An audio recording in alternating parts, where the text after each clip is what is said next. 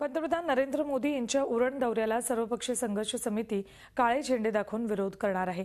येत्या 11 ऑक्टोबरला पंतप्रधान नरेंद्र मोदी उरणमधील जेएनपीटीच्या चौथ्या बंदराचा शिलान्यास करण्यासाठी येत आहेत। मात्र सर्वपक्षीय संघर्ष समितीने त्यांच्या दौऱ्याला तीव्र विरोध करण्याचा निर्णय घेतलाय। भूखंडाचे खोटे इरादापत्र वाटप करून पंतप्रधान मोदींनी प्रकल्पग्रस्तांची फसवणूक केल्याचा गंभीर आरोप संघर्ष समितीने केलाय। गेल्या वर्षी पंतप्रधानांनी काही लोकांना इरादापत्र वाटप करून प्रकल्पग्रस्तांचा प्रश्न 2 महिन्यात सोडवण्याचा आश्वासन दिलं होतं। मात्र 1 वर्ष झालं तरी सुद्धा प्रकल्पग्रस्त जमिनीच्या प्रतीक्षेत आहेत। प्रकल्पग्रस्तांना 160 हेक्टर जमिनीची गरज आहे, मात्र तोही निर्णय लाल फितीत अडकलाय।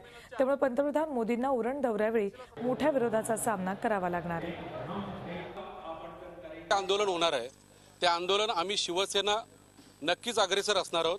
कोणत्याही परिस्थितीत हा आंदोलन होईल आणि नरेंद्र मोदी यांना काले झेंडे दाखवले जातील। ज्यांची शेतकरी आणि कामगारांच्या विरोधाची भूमिका आहे त्यांना काले झेंडे दाखवले जातील।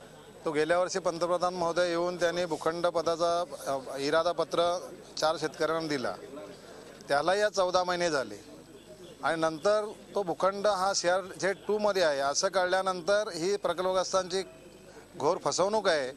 त्यामुळे आम्ही हा पंतप्रधानांच्या दौऱ्याला निषेध मोर्चा आम्ही या ठिकाणी घोषित केलेला आहे। झी 24 तास रहा एक पाऊल पुढे।